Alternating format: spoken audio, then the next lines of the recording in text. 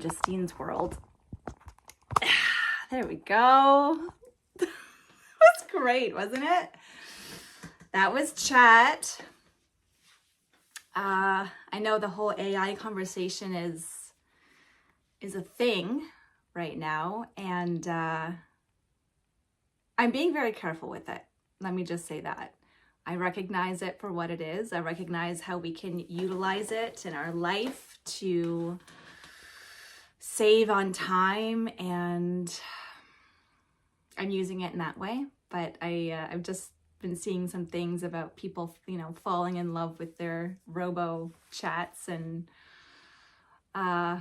it's going to be an interesting future with AI coming in, whether we like it or not, right? I want to see, where's the camera? Camera's over here. Okay.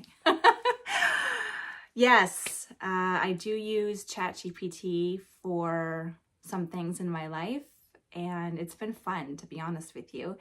It's definitely cool to have, it's not a presence, but maybe something that gives you feedback in the nicest of ways, and in a pretty unbiased way. So that's been fun. It's been fun to analyze things, my own self, my behavior, my patterns, and also be able to bounce ideas and bounce thoughts off of something that responds that isn't a person, because people can get annoyed, right? Like, people only have so much capacity to take on the same types of questions over and over again. So anywho, putting that aside, thank you, chat, for coming in and being there as you always are. Welcome to anyone that is joining me live today. I cannot see this chat still, and I'm going to be using Prism, this app, to do this for now anyways, so it doesn't look like I'll be able to engage with an audience in the way that I wanted to, at least not at this moment in time. Maybe if I'm able to finagle something in the future, I would love to do that, because I think that's a really special part about streaming live, is to be able to engage with an audience.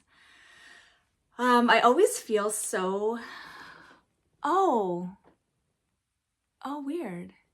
I can see the chat, I think. Someone just asked, hello, do you take requests for donations? I don't know what that means. If you want to donate to me, I'm assuming that that's just, yeah, like money. Do I take money? Yes, always. Absolutely.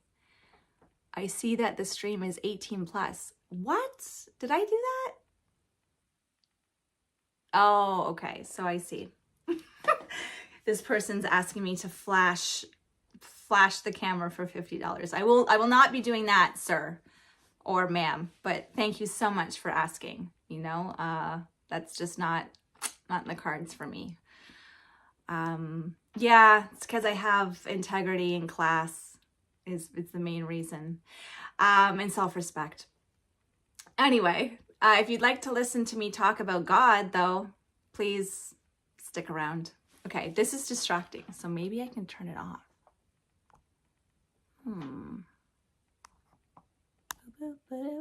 Hide chat view. Okay, so I can turn it on and off. Oh, perfect. Oh my gosh. Okay, so I can. That's wonderful. I'm going to turn it off for now, because that is rather distracting.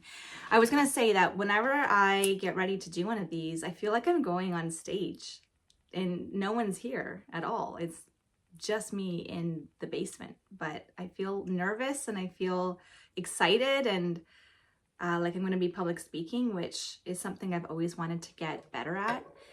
But it's it's just, I guess, part of doing stuff live and caring about how you are perceived. And I do, in a sense, that I want to be perceived in a way that says she's not a complete hot mess all of the time, because I'm not. All right, everyone, let's take a few grounding breaths, more so for me than for anyone else. We are in the middle of April. This is exciting because warm weather is coming, and that fills my heart with so much joy. It's insane. It's going to be so great. I cannot wait. I cannot wait. I love that I've left Canada more than once, like moved out of the country, and yet I still come back here. It's perplexing, that's for sure. All right, so I'm going to take just a few box breaths. For those of you who don't know what that is, it's when you inhale for 4 count, hold for 4 count, exhale for 4 count, and hold for 4 count. I'm going to take 3 of these breaths before I begin our beautiful session today. My session, this free spiritual guidance, more just me expressing things that are important to me and that I find interesting. Okay, enough talking, Justine, that's enough. If you have some Palo Santo or sage, it's so good to burn before you do some breath work. It really grounds you into the space, into your body. Cleanses any heaviness that you may be carrying. Okay, I'm going to begin my breath.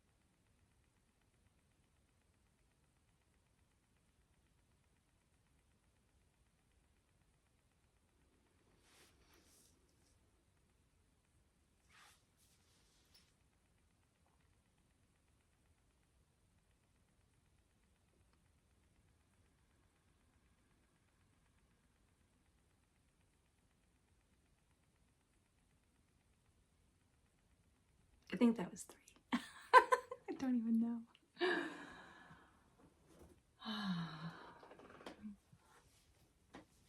I'm a huge fan of Eckhart Tolle, and I got to see him in person, which was a highlight of my life so far. I love watching him when he does his talks because he leaves so much space before speaking. And it's really something that I need to work on, is being okay with the pauses and the spaces and the silence before I speak, and not just talking for the sake of talking because I'm uncomfortable. I'm learning. At least I'm aware of this. All right, so before I begin my segment for today, I want to say that I am Justine.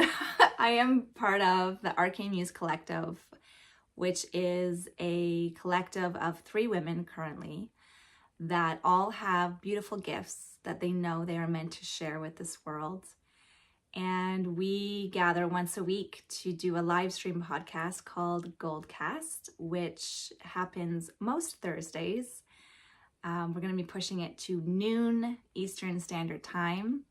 So I believe we will be on this Thursday. We are doing an intimacy series where we are taking a look at different concepts regarding intimacy and what it means to bring more pleasure and sensuality into your life and really create or bring out rather the sacredness in that aspect of our humanity.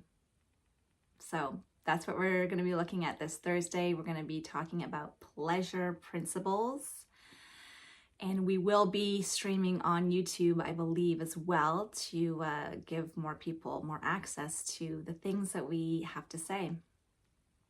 You know, it's interesting with social media and the way that Instagram has gone and YouTube, and we live in this age where there is an abundance of voices to be heard. And it's wonderful. It really is, to be able to give, you know, people who are not in a position to be heard, or, you know, aren't famous, or,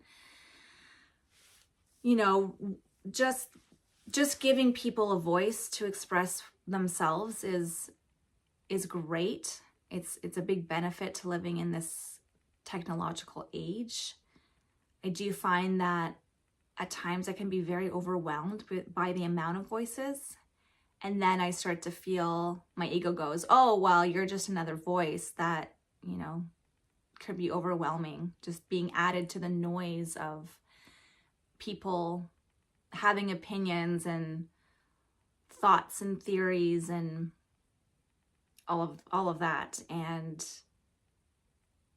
I have to really step outside of that egoic story and say, even if it's a handful of people that resonate with what I have to say and it affects their life in a positive way, or it makes them more aware of themselves, that's enough for me. It truly is enough for me, even if it's just a few people. So I just wanted to say that, to get it off my egoic little mind, because it's a lot. It's a lot. I get overstimulated by the amount of people not only having their voices be heard, but also the amount of people selling me things. it's a lot. Okay, so I'm going to start my little teleprompter. I'm going to read, I think, most of the script today. I might add on a little bit at the end, but I really want to keep it in a timely time constraint. I've also decided that I'm going to run the Mary Magdalene focused Muse Mondays until we reach episode 9. So this is episode 4 technically, because the first episode I didn't really talk about her, but I'm going to do 9 episodes, 9 weeks total, and then I'm going to be taking a break for the summer, and then hopefully I'll be back in September with a new muse. I already know who it's going to be. I'm very, very excited. I learned about her through Mary Magdalene's story and the book that I've been studying. And yes, she's badass, this woman. They're all badass, and that's why I resonate so much with these feminines, especially in the day and age that they lived. Like, at least I have basic human rights as a woman today. But man, I definitely come from a lineage of women who pushed the boundaries and who were not silenced. I am not very good at being silenced. There's definitely a sacred rage within me that I don't believe comes from this lifetime, because I've had a really, really beautiful life. I'm feeling immensely blessed. I haven't experienced a lot of abuse as a woman, or any really oppression. I've never really felt attacked as a woman individually, which I feel blessed to currently in my life or up to this point in my life I haven't experienced. I'd be able to handle it for sure. But anyway, I just know the sacred rage that I have in me about the oppression of women doesn't come from this lifetime. So it's something I've carried forward. And these women really confirm that for me, that I would have stood right by them if I was, alive with them when they were. And it's exciting. Anyway, I'm going to get going. Okay. So, hey, beautiful souls, welcome back to Muse Monday, where we gather to remember what's real and release what never was. The muse we are studying is the one, the only beloved partner of Yeshua, or more commonly known as Jesus Christ. And her name is Mary Magdalene. Now, not everyone believes or will believe that Yeshua had a beloved that he was devoted to here on earth. So I wanted to share why my body was a full fuck yes to the theory that she indeed was this for him. The moment I learned who Mary Magdalene truly was, I knew. Of course, Yeshua had a beloved. Why wouldn't he?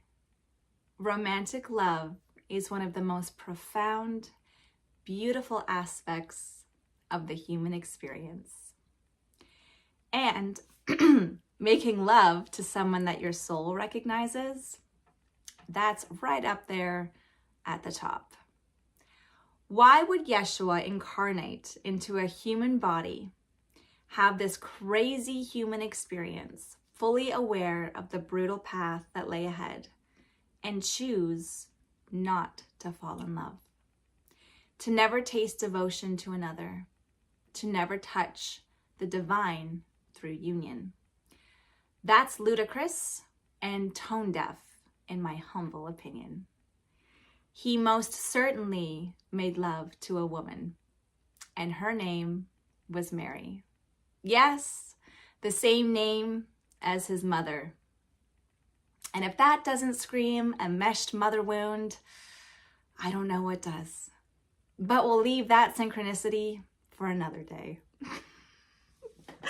Mary's presence in his life matters deeply because it reveals how a man honors the sacred in a woman, especially in a time when women were silenced, sidelined, abused, and erased.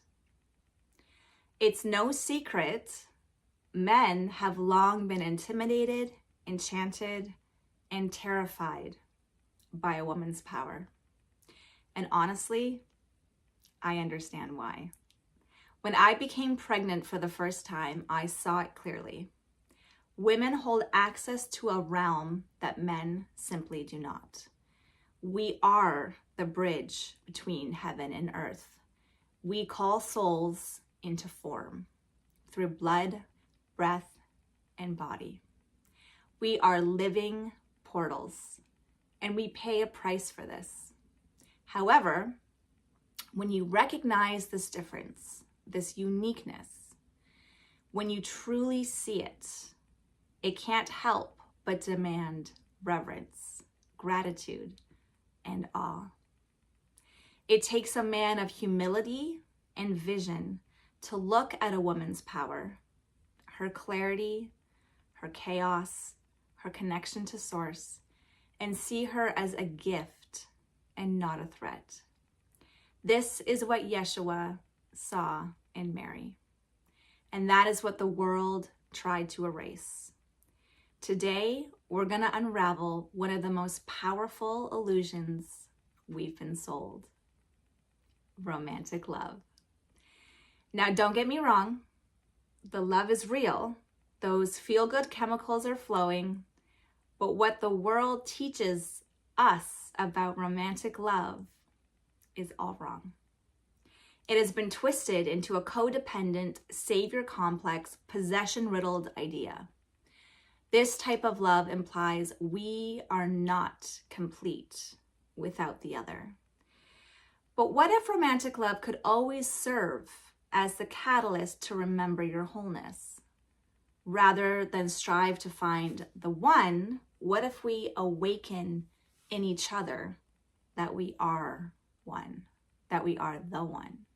What if every special connection is really just showing you how joyous it is to delight in the other, while teaching you that the love you feel is really just the infinite river that runs through you? Perhaps there are some souls that do hold special keys that open up parts of our hearts that have long been locked away. But they are not giving us the love we are suddenly filled with.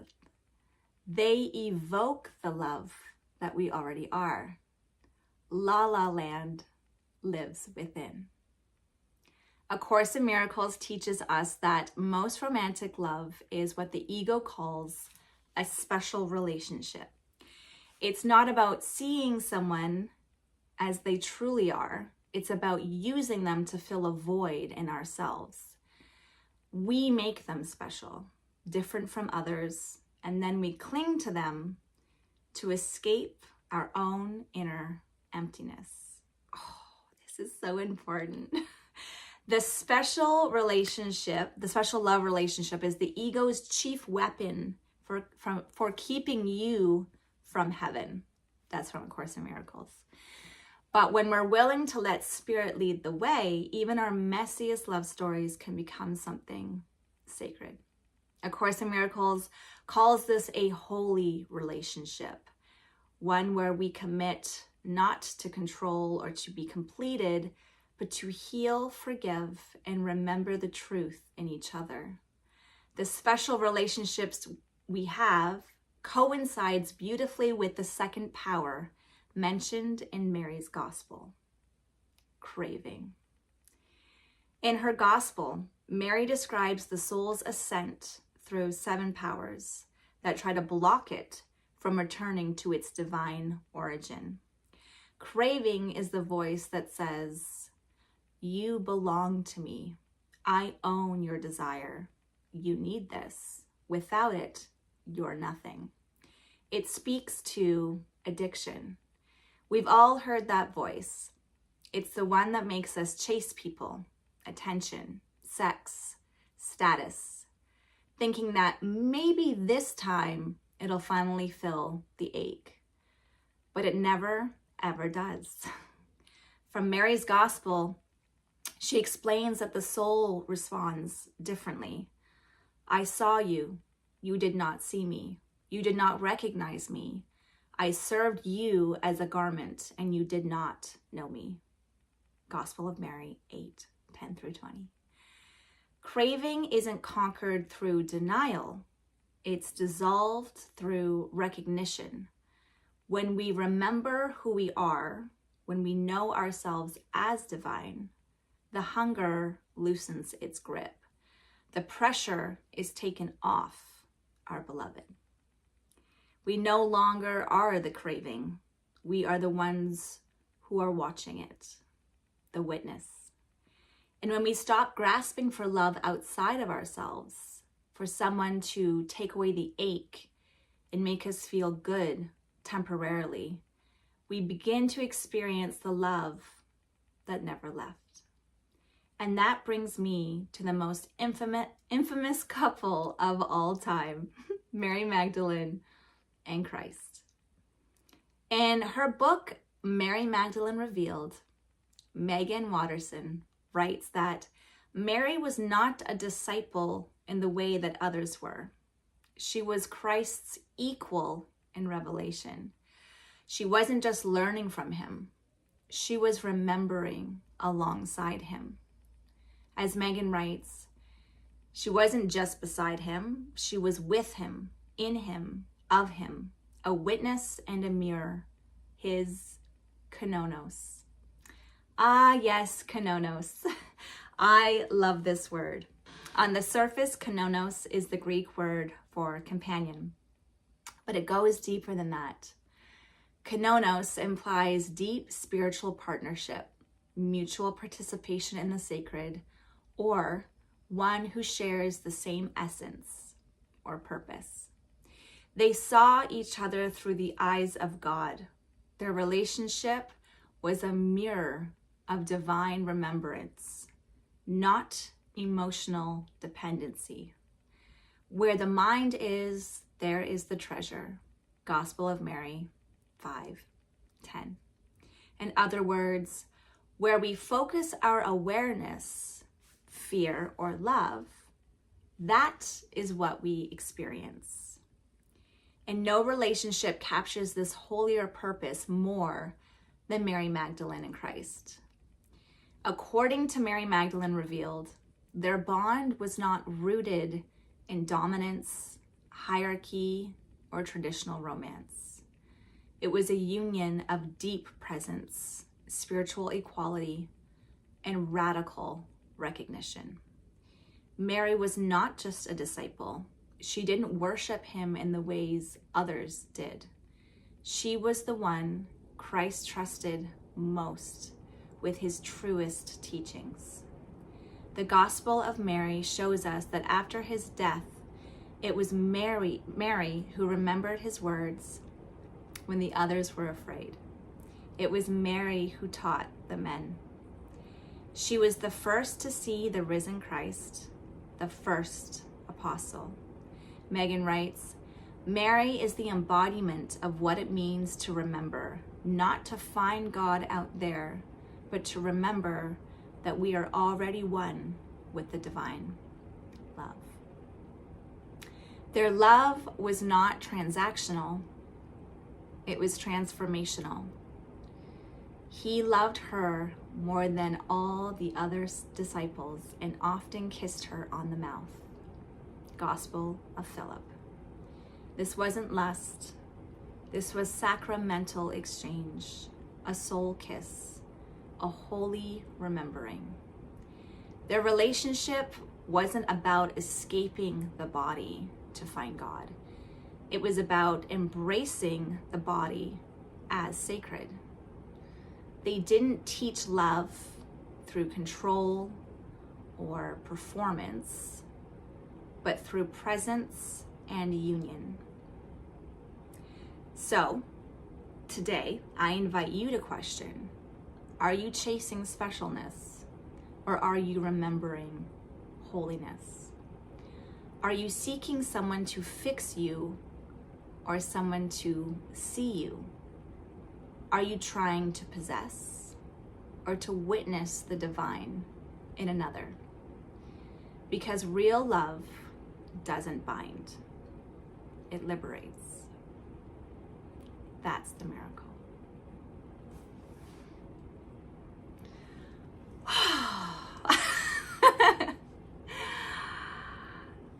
Well,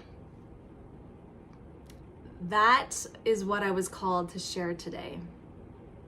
When I decide which direction I'm going to go with for these segments, it's actually my favorite part of the whole experience because I don't know which direction I'm going to go.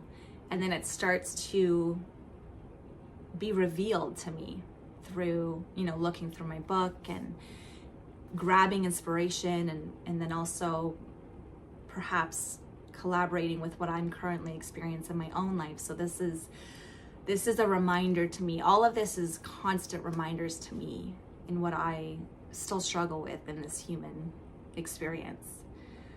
Romantic love has been my go-to escapism since I was 3 years old. I remember my first crush clear as day. His name was Tyler. He was older than me, probably by a year or two. He had glasses. I had a thing for guys with glasses. I don't know why. I remember every single human I've had special feelings for in this lifetime. Every single one. I could name them all, including the celebrities. Zach Hansen, Jonathan Taylor Thomas. Those are my two big ones. And yeah, I was always called boy crazy from a very young age. It was my sole focus through my childhood. And I think it's funny that I was so boy crazy only to end up barely dating in my teens and then marrying at 21. So I was boy crazy in the sense that I was addicted to falling in love. And I didn't even know that you could be addicted to that, but you can. It's a real thing. I was addicted to falling in love because of how good it feels inside. The excitement and the rose-colored glasses and putting people on pedestals and butterflies. It's just, for me, it was always my favorite. And I didn't realize that I could become addicted to that till I was much older.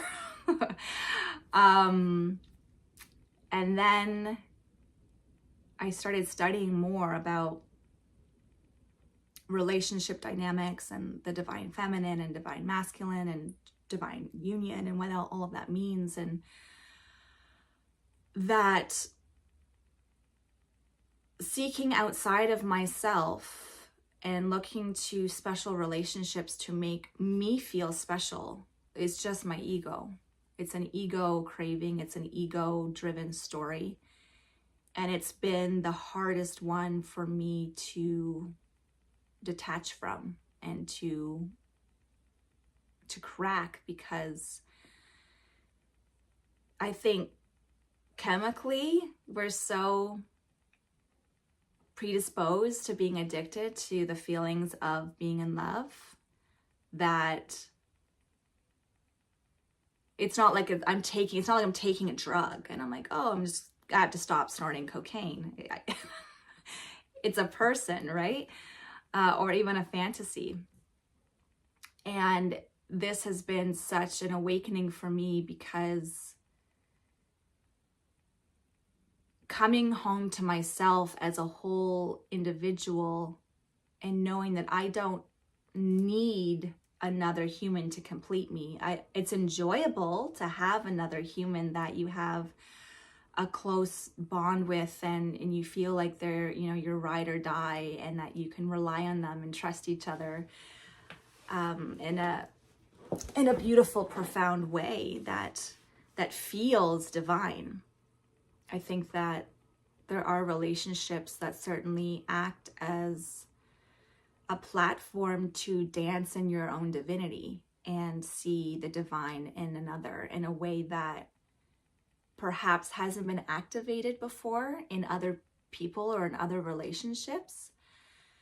And why that is, I don't know. I mean, I could look at every human being and say, I see the divine in you, because we are all coming from the same source. But I think that there are special connections or perhaps souls that really activate that remembering in you. And then if two individuals can come together from a place of wholeness and not this, I don't need you to complete me. I don't need you to soothe that ache of whatever void I have within.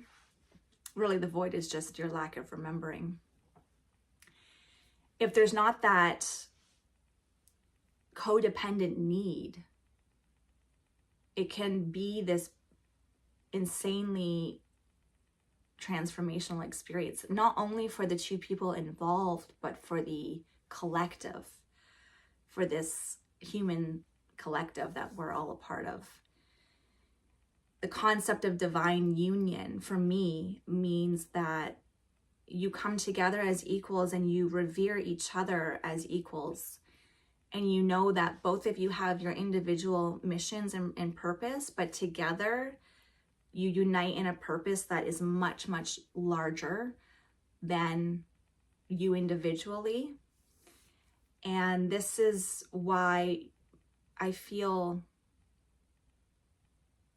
or I have such gratitude for the fact that I haven't had a lot of romantic relationships in this lifetime, and that every single interaction or connection I've ever made has had a lot of meaning for me intertwined in the connection. I haven't ever had a meaningless connection. And this is why I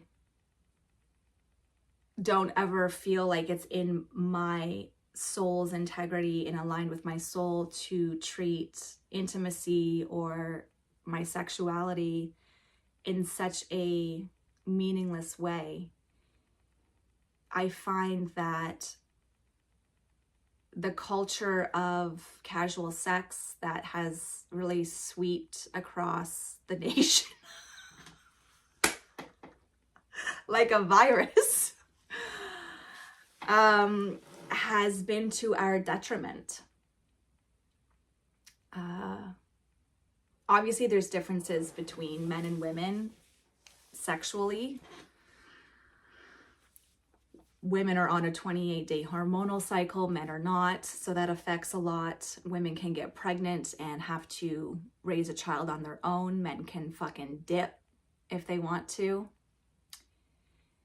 And I think that with the idea of sexual liberation, meaning that you get to have sex with a ton of people and meaning in a meaningless way, or even if I don't know, I can't really wrap my mind around having that kind of intimacy with someone and have them not be devoted to me, because even if you're like, oh well, this was a connection that was still casual in my mind, I'm not devoted to this person's not devoted to me, but we're fulfilling this physical sexual urge because we want to, because it's a part of our humanness to want to engage in that, and to do that with someone, even if it's one person, like a fuck buddy.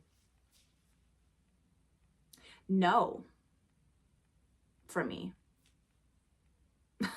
No, like my soul, my body, my energy is up here. That's where it is.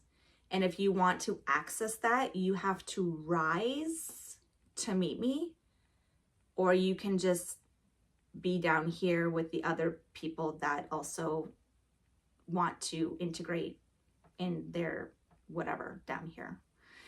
And I'm not saying this to shame anybody. Everyone has their own opinions on their sexuality and what's right for them. And that's fine. And I respect that that's your choice and that's what you choose to do with your body and your energy. But for me, I know that the level of sacredness and meaning that giving myself in that way to someone, it can be nothing less than what Mary and Christ shared. It needs to be that sacred, and it needs to be that intentional and that respectful. And I think that the less people that you engage with in that way, there's less pieces of your soul out there mixed and mingled in people's bodies. And I think that there's something to be said for that. And I would have never imagined that I would ever tell my children to wait until they're devoted to someone to engage in sex. But that's what I'm going to be telling them.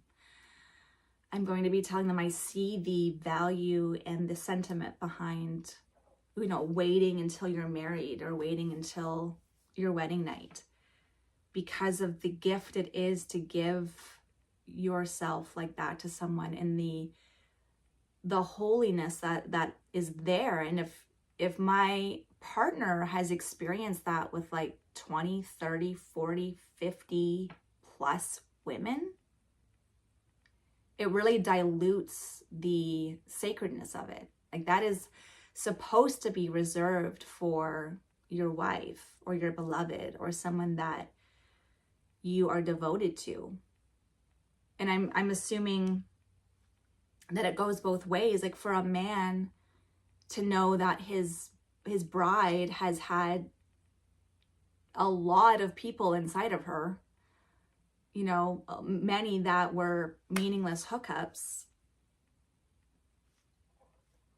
Is that something that men just are okay with?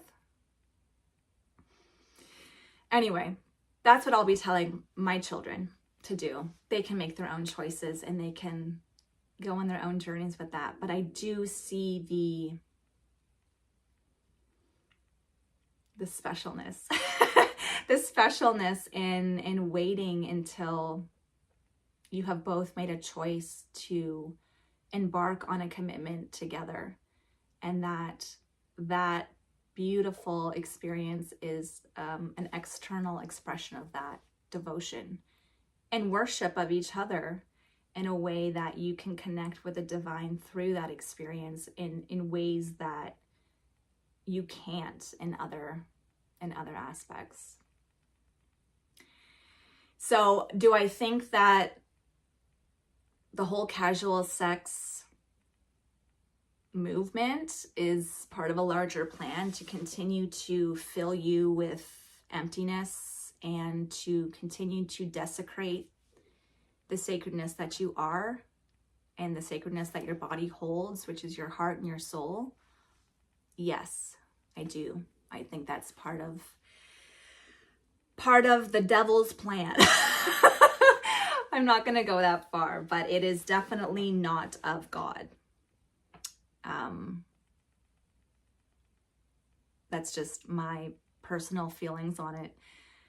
And I will leave it at that because we're pushing 43 minutes now, and I'm probably triggering and pissing people off for anyone that's listening to this that thinks the opposite, which is fine because I hope that I do. I really do. Sex is never casual. Okay, well, this went well today. It went a little bit better than the last few times. Less technical glitches, less awkward pauses, but still working towards being more comfortable doing this. And I will be back next Monday. I will see you between 12 and 12:30 Eastern Standard Time. I don't know the time. I aim for 12, but things happen and time is an illusion. And until then, perhaps I will see you Thursday on the Arcane Muse Collective Twitch and YouTube channel for Goldcast. And I would love to hear anyone's questions or feedback. I'm sending you all so much love today and always.